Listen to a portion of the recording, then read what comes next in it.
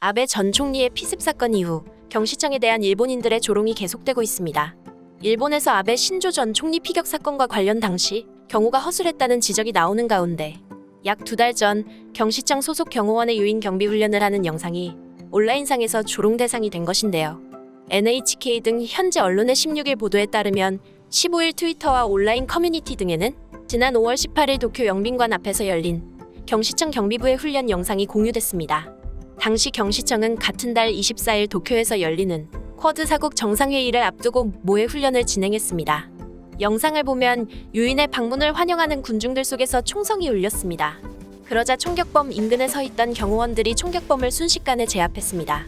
그 사이 유인을 엄호하던 경호원들은 들고 있던 가방을 방패 삼아 일사불란하게 유인을 감쌌습니다. 곧 경호원들은 사주 경계를 하며 유인을 차 안으로 대피시켰는데요. 이 밖에 별다른 돌발 상황은 없었습니다. 한 트위터 이용자는 이런 건 전부 의미 없는 훈련이고 돈 낭비구나. 돌아보면 모든 게 우습다고 지적했고, 또 다른 이용자도 무엇을 위한 훈련인가? 가장 중요한 인물도 제대로 지키지 못한다고 전 세계에 알렸는데라고 자조했습니다. 지난 5월 이 영상을 공개한 현지 매체 유튜브 채널에도 체육대회 하나? 무술 배우들인가요? 모의고사에서 1등급 받고 실전에 불합격받는 수험생이다 등 댓글이 이어지고 있습니다. 이렇듯 일본에서는 지난 8일 아베 전 총리의 피격 당시 경호가 제대로 이뤄지지 않았다는 지적이 나오는 상황입니다. 피격 당시 거리 유세에 나선 아베 전 총리 주위엔 경시청 소속 경호원들을 포함해 수십 명의 경호 인력이 배치돼 있었으나 야마가미 데스야가 아베 전 총리 뒤쪽으로 접근해 첫 번째 총격을 가할 때까지 별다른 제지가 없었기 때문입니다. 이와 관련 기시다 우미오 일본 총리는 지난 14일 기자회견에서 보안 조치에 문제가 있었다고 생각한다며 경시청의 잘못을 조사하고 관련 대책을 마련하겠다고 밝혔습니다. 한편 이번 아베 전 총리 피습 사건에 대해 일본 데일리 신조는 17일 과거 경시청에 근무했던 가스마루 엔카쿠 씨와의 인터뷰를 통해 이를 보도했습니다. 1990년 중반 경시청에 입청 후 수십 년간 근무한 뒤 현재는 퇴직했으나 해외 일본 대사관의 경호 담당으로 부임한 경험이 있었던 그는 이번 사건에 대해 충분히 막을 수 있었던 사건이었다고 지적했습니다. 먼저 그는 아베 전 총리의 경우에 대해 큰 실수가 2가지 있었다고 짚었는데요. 하나는 경시청의 시큐리티 폴리스가 아베 전 총리로부터 1m 이내에 없었던 것이었습니다. 또한 첫 번째 총성이 들렸을 때 시큐리티 폴리스는 아베 씨를 덮쳐 그를 넘어뜨리고 총알이 맞지 않도록 자신의 몸으로 보호했어야 했다고 말했습니다. 이어 아베 전 총리의 뒤를 보고 있는 경우 담당자가 하나도 없었다고 덧붙였습니다. 그는 아베 전 총리의 뒤는 차도였다. 차도를 건너 접근하는 남자의 존재를 몰랐다는 것은 치명적인 실수라고 말했습니다. 그리고 사방이 텅 비어 있었으며 경비 계획 자체도 잘못됐다고 말했습니다. 그가 연설하던 곳은 사방이 비어 있었다. 이래서는 어디서든 쉽게 겨냥되어 버리기 때문에 경비가 힘든 상황이었다.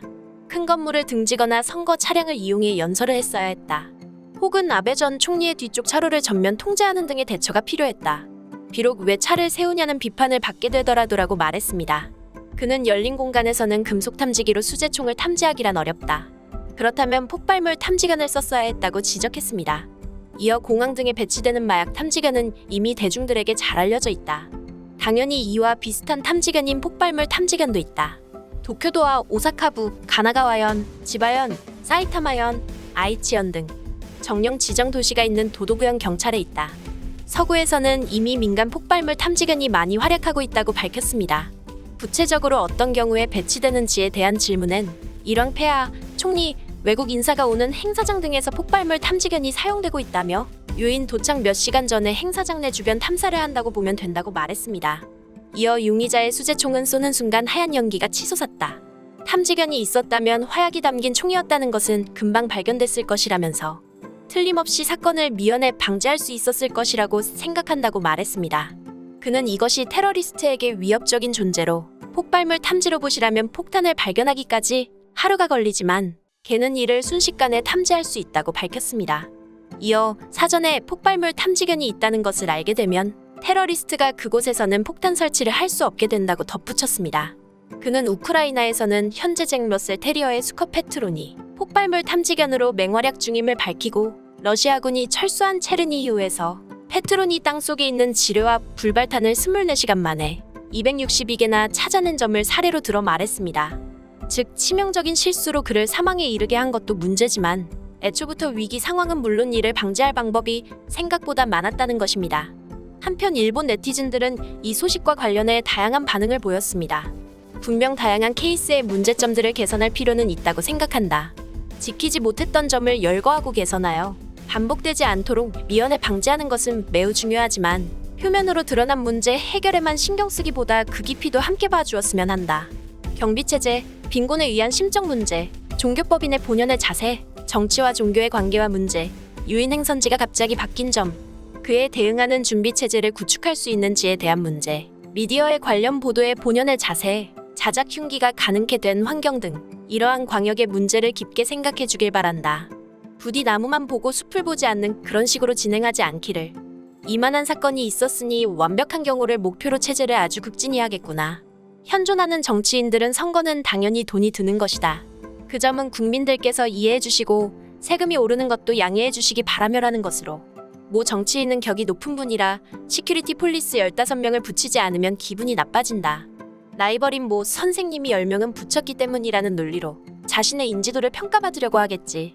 무엇보다 이때 인원수와 예산, 경비 방법으로 충분히 막을 수 있었던 사건이라고 생각하는데 뒤를 유심히 보고 있는 사람만 있어도 막을 수 있었잖아. 폭발물 탐지견을 부정하지는 않지만 이야기가 너무 비약하다. 현경본부인지 관할인지 모르지만 후방 경계를 하고 있던 경찰관이 평범하게 업무에 집중하고 있으면 그렇게 접근당할 때까지 눈치채지 못할 리도 없다. 경시청의 시큐리티 폴리스에 관해서는 입지가 나빴던 것은 잘못되었다고 생각하지만 첫 발사 후 방탄백을 열 틈도 없이 먼저 범인과 전직 총리 사이에 들어가려고 하고 있어. 그 상황에서는 그 이상의 일은 대비하기 어려웠을 거라고 생각한다. 한편으로는 무엇보다 요인을 덮치거나 밀어서 넘어뜨리는 게 먼저라고 생각했다. 그리고 만약 폭발물이었더라도 범인을 잡는 것에 집중하는 것보다 일단 사람들을 대피시켜야 한다는 목적은 변하지 않을 것이다. 기사를 보면 경비 허술함을 지적하고 나서 더 폭발물 탐사견이 있었으면 좋겠다고 하지만 결국엔 이것도 하나의 방법으로 향후 경비에 쓸 수 있다면 쓰면 되지 않을까 하는 생각 정도밖에 할 수 없다. 연설 한 번을 하는데 경비를 위해서라면서 반드시 실행하고 우리가 낸 세금이 물 쓰듯 쓰일까 하는 생각은 하면서도 그만큼 잘 지켜야 할 사람을 지킬 수 있는 경비체제라면 뭐든지 할 생각으로 임했으면 한다. 탐지견까지 나오는 걸 보니 과연 결과론이라고 할 수밖에 없네. 테러 정보나 내통이 아닌 한 그런 대책까지는 취할 수 없을 거다. 그보다 더 기본적인 경우에 구멍이 있다. 혹은 구멍이 뚫린 순간이 너무 많았다. 범인은 이미 그것을 계속해서 엿보고 있었는걸. 만약 CCTV가 주위를 포착하고 실시간으로 AI가 분석했다면 범인에게 빨간불이 진작 켜졌을 거다. 그 밖에도 여러 가지가 연결되어 범인에게 우위인 상황이 생겨버렸다. 범인은 이 기회를 놓치지 않고 단두발로 범행을 수행하고 말았다. 다른 누구도 해치지 않고 오직 아베 심한 살해했고 그 일을 경찰이 부끄러워하고 있겠지만 몸을 던져 지키지 못한 것은 변명의 여지 없이 더욱 부끄러운 일이지. 정치인의 힘의 원천은 지지자들과의 인맥 자체에 있다. 지지자들과 교류하여 도북한 선거를 철저히 할 수 있느냐가 승패의 갈림길. 그러나 대량의 호위나 경찰견에 둘러싸여 걷는 정치가들은 지지자들에겐 아무래도 지지자들과 거리가 먼 그저 잘난 사람이 되어버리겠지. 이렇게 아무리 신변안전을 배려한다 해도 선거에 이기지 못하면 소용이 없다. 혹시 정치인들은 이런 이유로 대부분 과도한 경비체제 동원에는 찬성하지 않는 건가?